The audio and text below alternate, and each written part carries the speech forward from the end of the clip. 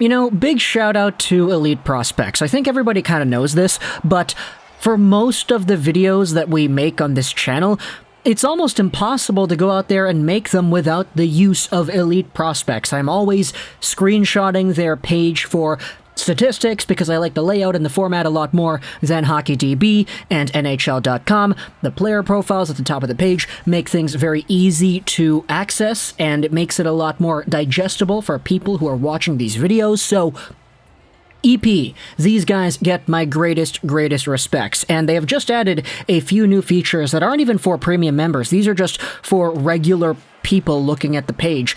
Like this, for example. If we go over onto an NHL profile, let's say Pavel Buchnevich of the St. Louis Blues. Take a look at that picture right there. New York Rangers, St. Louis Blues logo because he is on St. Louis now. If you go over to the right side of the page, you can see a game log, which has the last 5 games for the player, as well as the last 10 games and how many points they have produced in that sample. It's good because this tool is available on all of the player profiles, not just the guys in the NHL. In fact, if you have EP Premium, you can go over and see the player tracker, which has the actual game log, but there are indeed other services out there that give you access to that information. It's just having it on the EP page makes it a lot more accessible. But for Pavel Buchnevich, take a look at what this guy has done lately. In the past 5 games, he has had 1 goal and 7 assists for a total of 8 points. In the last 10 games, he has had 3 goals and 10 assists for a total of 13 points. Pavel Buchnevich, at 26 years old, 6'1", 196, a left-handed winger signed till 2025 at $5.8 million a season, is a point per game. He's got 29 points, 29 games played, he's a plus 14, 11 goals, 18 assists, and he has really fit in well with this St. Louis Blues squad that right now, when I take a look at the trade which ultimately sent him over to St. Louis, I just start laughing, dude. You just gotta laugh. It's ridiculous what happened with Pavel Buchnevich in the offseason and why he is even in St. Louis in the first place. Let's go back to the trade that sent Pavel Buchnevich over to the New York Rangers. It happened here, July 23rd, 2021. The Rangers traded away Buchnevich to St. Louis because he was indeed expiring as an RFA. He needed a contract for 21-22, and he didn't have that with the Rangers. And so what the Rangers ended up doing, instead of re-signing the guy who went out there as a 48-point in 54-game player, a 20-goal guy for the team on a Rangers squad that didn't really boast too many other 20-goal guys, there was only 2 more in Kreider and Zibanejad, they went out there and they traded Pavel Buchnevich away because they didn't want to re-sign this guy. They wanted to keep the top 6 that they had, whatever the case may be. And they traded him to St. Louis for a package that included a 2nd-round pick and Sammy Blais. Now, I said this back in the video that we made all the way when the trade happened, but I don't want to go out there and start throwing the crap at Sammy Blais and talking about how this guy sucks and disrespecting the guy. That's not what I want to do here. I want to go out there and just acknowledge how bad of a trade this was in hindsight, in retrospect. Even without hindsight, this was a bad trade. Sammy Blais, which was the primary return piece that the Rangers got alongside of the 2nd-round pick, which hasn't really done anything yet for the team. Blais, 25 years old, he's from Quebec, he's 6'2", 205, he's a left-wing, right-wing player as well, he is also left-handed. He came over to this Rangers squad with a $1.5 million cap hit till the end of this season. And heading into the year, he had 15 points in 36 games as a middle 6, physical, grindy, board battles kind of forward for the St. Louis Blues. Now, on New York this season, he actually is out for the year, because PK Subban, thank you very much, buddy, he came in here, he did the thing, and now Blais is done for the year. But still, 14 games played, 0 goals, 4 assists. And if you take a look at the comparable as to what Pavel Buchnevich is doing right now, especially at the cap hit that he is at, he's a point-per-game player, $5.8 million, Oh, Lego, what about the cap space? What about the cap space? What about the cap space? The Rangers have $7.2 million in cap right now.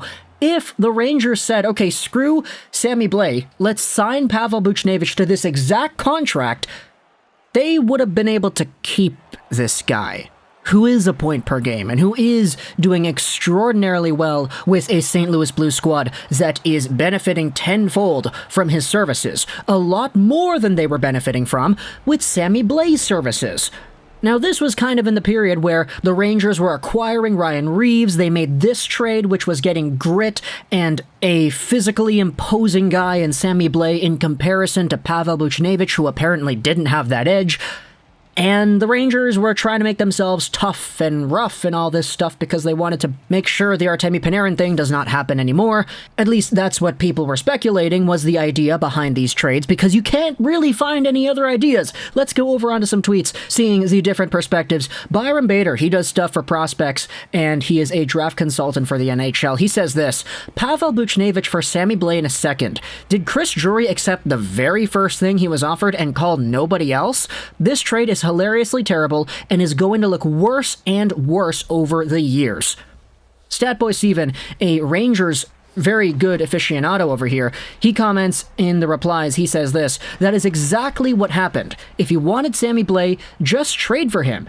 No need to give up a winger on pace for 75 points over a full season. The Rangers could have extended him like they did with Hayes and trade him at the deadline. Oh well. And yeah, the math checks out. Last season, 48 points, 54 games played in a middle six-ish, top six tweener role for Pavel Buchnevich. Let's do the math on that. 48 divided by 54. Yep, that is on pace for 73 points. Here's another tweet from Shaddy Kirk. Oh my goodness, what a great username. Sammy Blais has 35 points total in his career. Pavel Buchnevich has had 38-plus points in each of his last 4 seasons. Now, I'm not reading the last part, but you get what I mean. But darn, dude, was this really it? You really need to go out there, give Kaapo Kakko that ice time. You really need to go out there and prioritize Vitaly Kravtsov in the way that you might have done with a trade like this. I mean, Vitaly Kravtsov isn't even on your team anymore. The guy wants out too.